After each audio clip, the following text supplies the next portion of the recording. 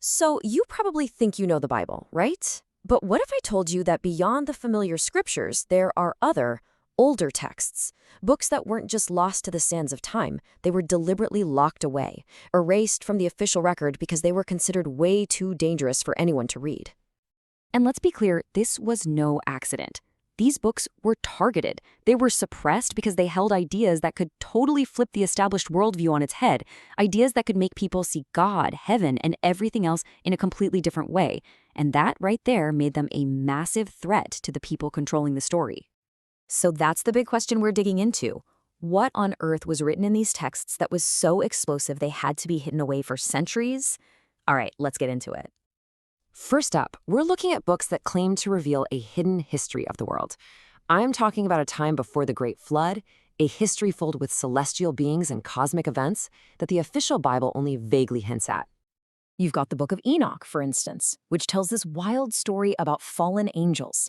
Then there's the Book of Jubilees, which lays out all of history based on a divine calendar given straight from an angel to Moses. You see the pattern here?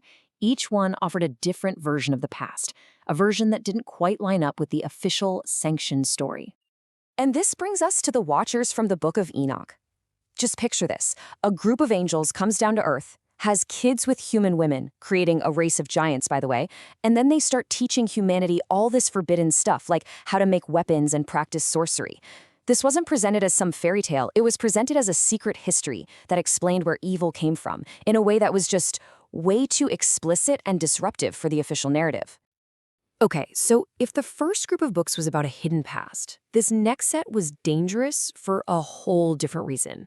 It wasn't about history, it was about radical spiritual ideas that threatened the very foundation of religious institutions by putting power right into the hands of the individual.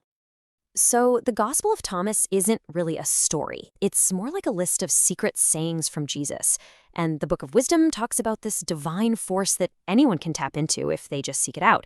What's the common thread here? Well, both of them basically taught that you could find salvation on your own. You didn't need priests, you didn't need rituals. It was all about a personal, internal journey. Just think about what that quote really means. One single idea that makes the entire religious hierarchy, well, kind of unnecessary. If the kingdom of God is already inside you, what do you need a middleman for? You see the problem? This wasn't just questioning the church's authority, it was threatening to make its whole business model obsolete. Now for our final batch of evidence. And this is where things get really intense. These books weren't just challenging ideas. They were politically explosive. They had prophecies that were aimed directly at the most powerful empire on the planet. Okay, so the Apocalypse of Peter had this super graphic, terrifying tour of hell that leaders were afraid would cause mass panic. But other books took it even further. You have the second book of Esdras and the Book of Baruch, and they had these prophecies about great empires falling. And let's just say they weren't being very subtle about who they were talking about. Everyone knew the target was Rome. And that is the absolute key. You have to remember, this was a time when Christians were being actively persecuted. So a text that predicts the divine obliteration of Rome, that isn't just a spiritual forecast. That's an act of sedition.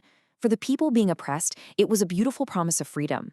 But to the Roman authorities, it sounded an awful lot like a call to rebellion. So we've looked at the lost histories, the dangerous wisdom, and these really unsettling prophecies. What's the common thread here? What ties all of this together and made these books so threatening that they had to be buried? In one word, it comes down to control. Every single one of these forbidden books armed the individual with the truth they weren't supposed to have. Whether it was direct spiritual knowledge, a hidden history, or a prophecy that promised the bad guys would get what's coming to them, these texts gave power directly to the people. And a person who's armed with their own truth, well, they can't be controlled. That was the ultimate threat. They tried to burn these pages, to hide them, to make the entire world forget they ever existed.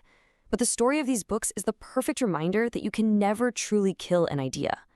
And it kind of makes you wonder, doesn't it? If this is the stuff they worked so hard to hide, what other truths are still out there, just waiting for someone to find them?